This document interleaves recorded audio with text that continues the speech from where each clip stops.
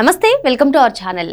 Nellore rural MLA Kotamreddy Sridhar Reddy హత్యకు భారీ కుట్ర జరుగుతున్నట్టుగా తెలుస్తుంది. మరి దీనికి సంబంధించిన వీడియో ప్రస్తుతం సోషల్ మీడియాలో వైరల్గా మారింది. మరి దీని వెనక ఎవరున్నారు?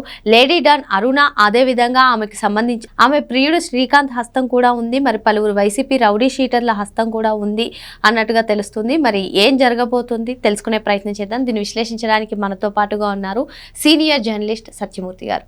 నమస్తే సార్. నమస్కారం అండి. Nellore rural MLA TDP senior నేత కోటంరెడ్డి శ్రీధర్ రెడ్డి హత్యకు ప్లాన్ చేసినట్టుగా, మరి ఈ హత్య వెనకాల నెల్లూరు లేడీ డాన్ గా పేరొందినటువంటి అరుణ, అదేవిధంగా ఆమె ప్రియుడు శ్రీకాంత్, ఇంకా వైసీపీకి సంబంధించిన కొందరు రౌడీ షీటర్ల ప్రమేయం కూడా ఉందని చెప్పి పలు కథనాలు అయితే వస్తున్నాయి సార్.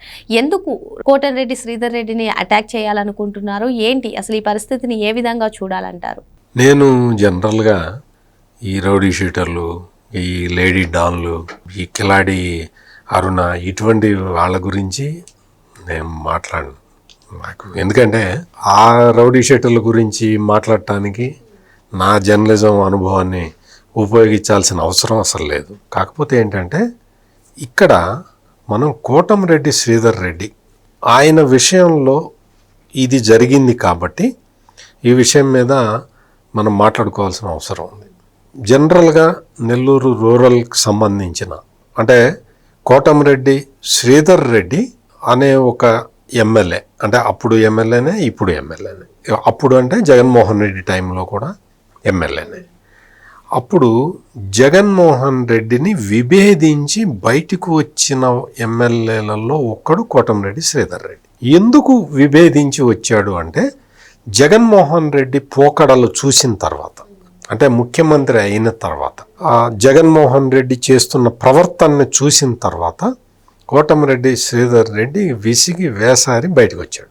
ముఖ్యమంత్రిగా జగన్మోహన్ రెడ్డి ఉన్న టైంలో ఆయన కార్యాలయం మొత్తం చూసిన ఐఏఎస్ ఆఫీసర్ ధనంజయ రెడ్డి ఏ విధంగా ఎమ్మెల్యేలతోటి ప్రవర్తించేవాడో కోటంరెడ్డి శ్రీధర్ రెడ్డి చెప్పాడు. జగన్మోహన్ రెడ్డి తోటి ఆయనకు వచ్చిన విభేదాలు, ఆ తర్వాత పరిణామాలు, ఇవన్నీ కూడా రాష్ట్ర ప్రజలందరికీ తెలుసు. కోటంరెడ్డి శ్రీధర్ రెడ్డి నెల్లూరు జిల్లాకి సంబంధించి కోటంరెడ్డి శ్రీధర్ రెడ్డి వచ్చిన తర్వాత, కోటంరెడ్డి శ్రీధర్ రెడ్డి ఎప్పుడైతే జగన్మోహన్ రెడ్డితో విభేదించి బయటకు వచ్చాడో అప్పుడు జిల్లా రాజకీయాలన్నీ కూడా మారటం మొదలుపెట్టినాయి. ఎప్పుడైతే అంటే కోటంరెడ్డి శ్రీధర్ రెడ్డి బయటకు వచ్చినంత మాత్రాన నెల్లూరు రాజకీయం మొత్తం మారలేదు. ఆనం రామనారాయణ రెడ్డి ఎప్పుడైతే జగన్మోహన్ రెడ్డిని విభేదించి నువ్వు రాజకీయంగా తప్పులు చేస్తున్నావు, నువ్వు ప్రజలకి మేలు చేయటం లేదు, ముఖ్యమంత్రిగా ఉండి నువ్వు చేయాల్సింది ప్రజలకి మేలు, నువ్వు ఆ పని చెయ్యట్లేదు అని ఎప్పుడైతే పెద్ద మనిషిగా ఆనం రామనారాయణ రెడ్డి చెప్పాడో అప్పటి నుంచి ఇంకా నెల్లూరు జిల్లాలో మొత్తం అంతా రాజకీయం మారిపోయింది. కోటంరెడ్డి శ్రీధర్ రెడ్డి అంటే చాలా మనసులో ఏమీ దాచుకోకుండా మాట్లాడే వ్యక్తి. అతనికి ఈ కల్లా కపటం ఇటువంటివి తెలియవు. తను నమ్మింది, తను నమ్ముకున్న ప్రజలకి మేలు చేయాలన్నది ఒక్కటే అతని టార్గెట్గా ఉంటుంది. అందుకనే చాలామంది అక్కడ కోటంరెడ్డి శ్రీధర్ రెడ్డి ప్రవర్తన చూసి చాలామంది అపోహపడుతూ ఉంటారు. మరి తనకు కావలసిన పనులు చేసుకోవటం, తనకు కావలసిన అభివృద్ధి కార్యక్రమాలకి నిధులు తెచ్చుకోకపోతే ఎమ్మెల్యేగా ఉండటం ఎందుకు? ఈ విషయాన్నే ఆయన చెప్తూ ఉంటాడు.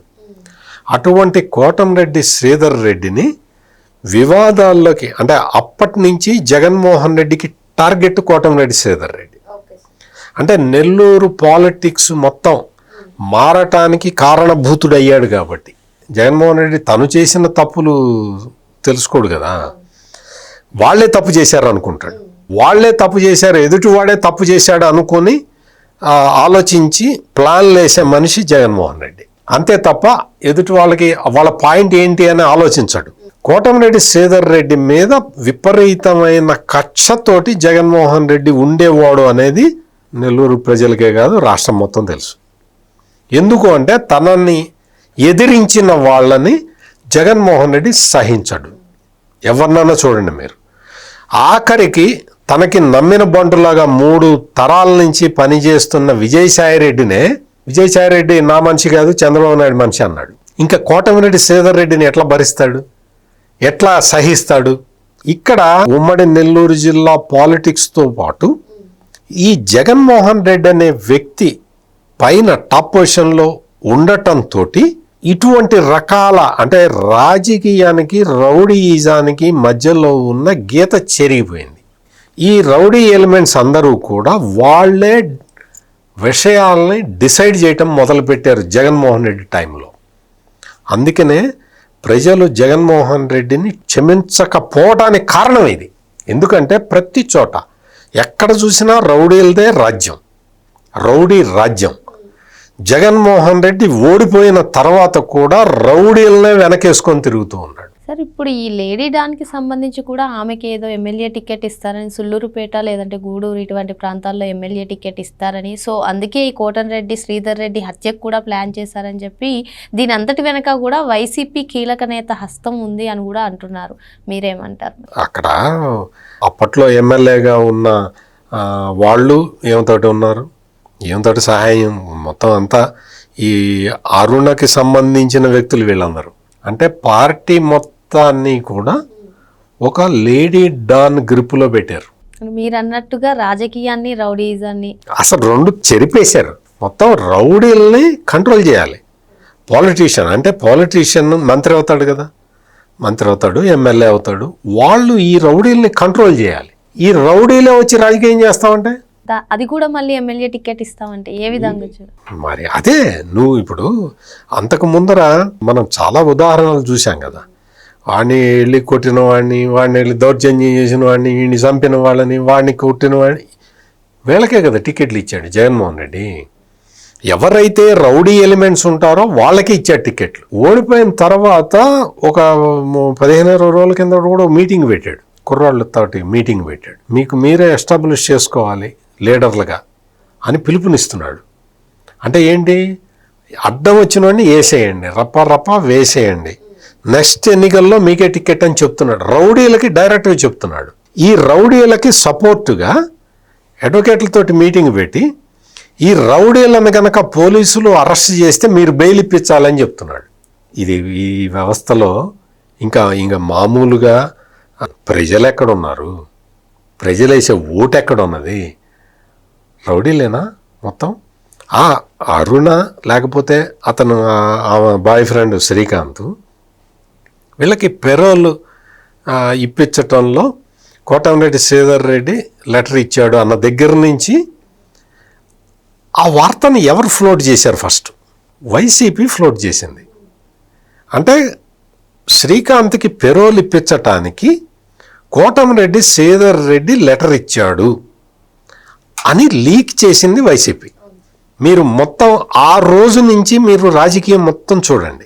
కోటంరెడ్డి శ్రీధర్ రెడ్డి లెటర్ ఇచ్చాడు కాబట్టి ఈ నిడిగుంట అరుణ, ఈ శ్రీకాంత్ వీళ్ళందరూ కూడా కోటంరెడ్డి శ్రీధర్ రెడ్డి మనుషులు అని పిక్చరైజ్ చేశారు ఈ వైసీపీ బ్యాచ్ అంతా కూడా.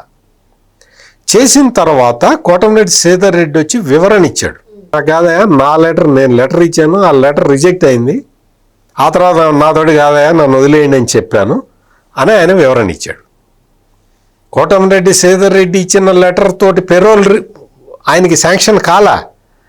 కోటంరెడ్డి శ్రీధర్ రెడ్డి లెటర్ ఇస్తే ఇతనికి పెరోల్ ఇవ్వటానికి కుదరదు అని చెప్పి ఆఫీసర్లు, పోలీస్ ఆఫీసర్లు రాసి ఇచ్చేశారు.